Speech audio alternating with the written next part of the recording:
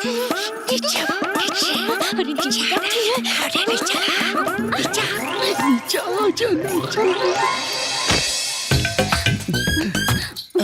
छोड़ी ना जी, छोड़ी ना। अरे छोड़ दी दीदी, जाती है। सुनी ना, छोड़ी ना। किरण, हाँ दीदी। तू नीचे क्या करे दाड़ू? वो कहा है ना दीदी कि गद्दा पे बड़ा गर्मी लागता, यही से सोचनी की जमीन पे सूझ जाए, बड़ा तरीबा। हाँ, हमरो बड़ी गर्मी लागता, हम हो नीचे आवतानी। ठीक बा, आ जाए, बहुत ठंडा बा। हाँ हाँ, तकिया चाहिए? हाँ, दे दो। ली सूती ला दो। बहुत गर्मी बा।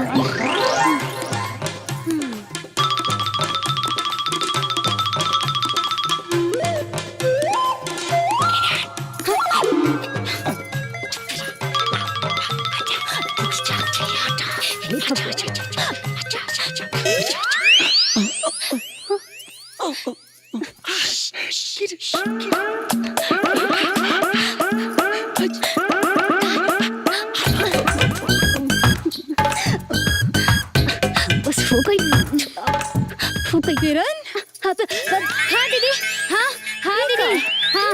हमरा के नीचे सुता के तू ऊपर जाके सुत गईलू। का है ना दीदी कि ना नीचे बड़ा उड़ीस काटता। हाँ हमरो के उड़ीस काटता, हम ऊपर आ जाता नहीं। ठीक बा दीदी।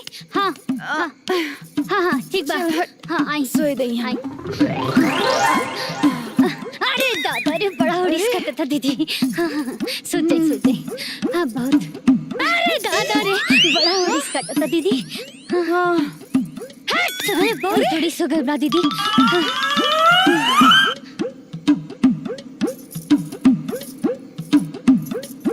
बचाई देवर जी। का भाई बाबूजी? अरे का भाई? अरे चिलम चली कैसन? पूछी मजनू महाराज से। करे ते पढ़ाई करत रहले नु? का भइले भैया ना कि लवलोजी के किताब मांगे रहनी किरण से। लवलोजी का हमरा के ते उल्लू समझता रे? चल आज हम तोरा के आदमी बनावत तनी। चल अबे नहीं जाए। चल चुपचाप सो जा।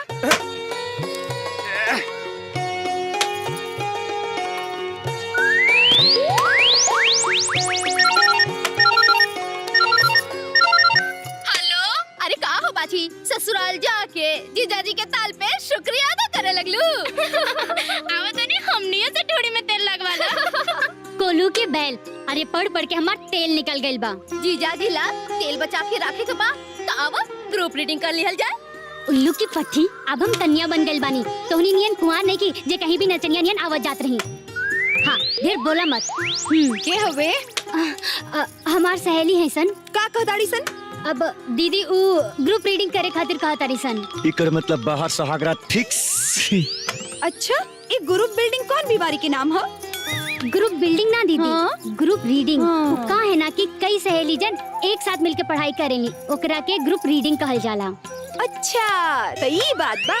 किरण एक काम कर, इतना प्यार से तोहार सहेली बुलाओ ताड़ी सन जी, तो तू चल जा। एगो काम कर किरण, वो सब सहेलियन के तो इहे बुला ले। ठीक बा दीदी। हेलो सुमन सुन। हाँ दीदी तोहनी के इधर बुला रहल बानी। हाँ फटाफट आ जा। Okay bye. Okay bye. Gopal, चोट तोरा लगल बा और दर्द हमरा होता। ते हमार बात मान के शहर चल गई रहते तो ना इतना मरती। तो तू हमार बात क्या नहीं कमानंद भैया? ते थारा ही मत बतियाओ। का बात मानी तोर? हम कह जाने कि शहर जाएक बा तो जाएक बा बस। तुम काम कर देंगे शहर ना जाए, हम शहर में पड़ब लेकिन रोज यही साई बजाई। हाँ सही कहा तू चुप रहा। शहर में इतना भीड़ भड़का होला, बड़ बड़ गाड़ी चलेला, कैसे जाई? बाबूजी समझाओ ना भैया के, गाड़ी रोड पर चले क्या हमारा ऊपर। सही बात बा। चुप रहा बू रे पागल। ते रोज रोज साइकिल से जाई बे ताई ते हिया क्या कही? मैया रे मैया, अरे बड़का मेठ बनल पड़ो सरे बाबू। अरे राम जाने कौन जन्म के कुल पता न चला रे मैया। अरे मार के कुल देह फुला दलस रे मैया। अरे बाप रे बाप, तेज हो जाते लग पूरा। अब तुम बोतल में चढ़ाए के पड़े। अरे चल बो, बोतल पी है। चला।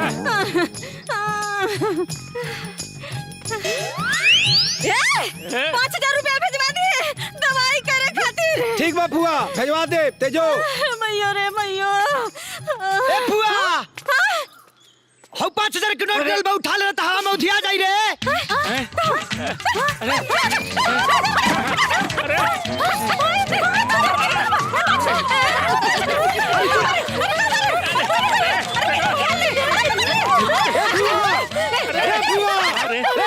पागल बढ़ जा, बुरबक बढ़ जा, 5000 के कहीं नोट होला।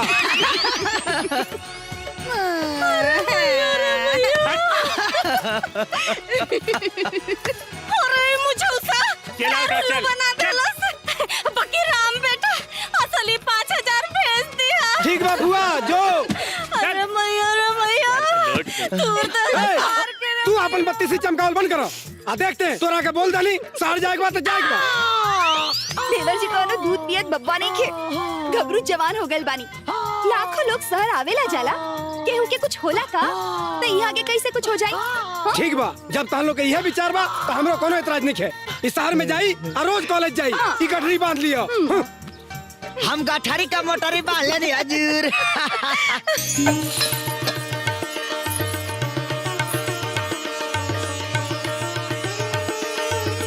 प्रणाम दीदी। प्रणाम भैया।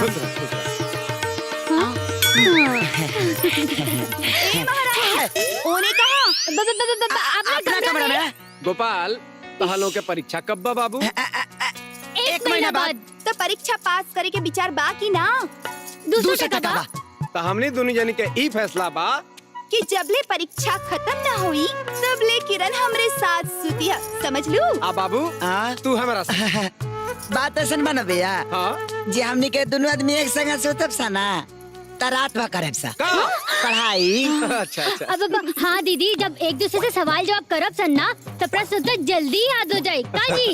हाँ जी हाँ जी हाँ। हम अच्छी तरह जानतानी तू दोनों जन कौन पढ़ाई करब, समझ लू? तनी तनी हम हो जानता नहीं। हाँ? चलिए अब हमरे साथ। हाँ, ए बाबू ए, तू चला हमारे साथ। हाँ, चला चल कहाँ? नमस्ते दीदी। नमस्ते दीदी। नमस्ते नमस्ते। नमस्ते जी। किरण हाय। अरे दीदी ई हाँ, सुमन, नमस्ते, ई बबीता, नमस्ते। ऊ कविता और ऊ सुनीता और ई अब ई फूलमती। अरे नहीं खो चिन्हत का। ना ना ना चीनत तो बड़े बानी लेकिन अब नाम फूलमती और देव पहलवान जैसन। हाँ का हनु हम चौका छक्का ज्यादा मारे नहीं। का मतलब? क्रिकेट खेले ली। हाँ, लेकिन आजकल क्रिकेट खेले जाता नहीं ना तो पिच में दोनों एम्पायर उंगली कर देता रे सन। हाँ, वो सब तो ठीक बा, पर लइके कुल के बीच में बाड़ू ये बुरका काहे पहनो ताड़ू? उतार बुरका। अरे ना ना ना, हम मन्नत मांग ले बानी ना कि हमार अब्बू जान जब ले हद से वापस ना आई है तब ले ये बुरखा केहू के सामने ना उतारो। अच्छा अच्छा अच्छा अच्छा, तू लोग जाके पढ़ाई कर, हम चाय बना के लावतानी। ठीक बा दीदी। ठीक बात, तेरी गर्मा गर्म बनैया। हेलो बाबूजी। हाँ भाई, माई के दिल के दौरा पड़ गए। आप जल्दी से माई के सदर अस्पताल लेके जाइए, हम अभी आओ तनी। हे भगवान। दीदी माई के। हाँ हाँ, रवा जल्दी जाई, माई से बढ़ के दुनिया में कुछ नहीं। हाँ हाँ जाई जाई। हे भगवान। हेलो का भइल? खूबे जोर से पेट दर्द करता। ठीक बा, हम अभी आवतानी। दीदी दीदी भौजी के पेट बहुत जोर से दर्द करता। जा जा, अच्छे से दवाई ले लिया।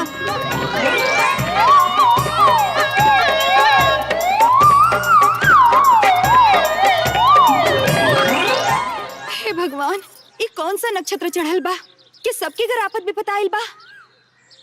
हमार घर के बचैया। मतलब ई तू है, चुप।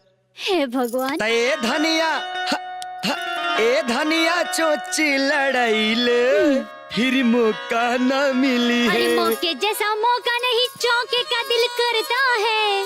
ते धनिया छक्का लगवाइले फिर ना यही है जवानी। ए सैया जी दिल का समझाइला नाता दीदी आ जाई है। ते धनिया चढ़ के हम चाइले भौजी तिलवा लग गई है। तेल ना झाड़ू लगाई है। कुछ ना लगाई है, चल हनिया कुछ ना लगाई है, आइबू कि ना है। भौजी हाँ भौजी, का कहत रहला? भौजी तेल लगाई है। हाँ भौजी, रुकिए रुकिए, अभी देखा तनी। भौजी बहुत हो गई, तो हम लौटेंगे। रुक, हम कहते, अरे देवर जी, रुकिए। A B C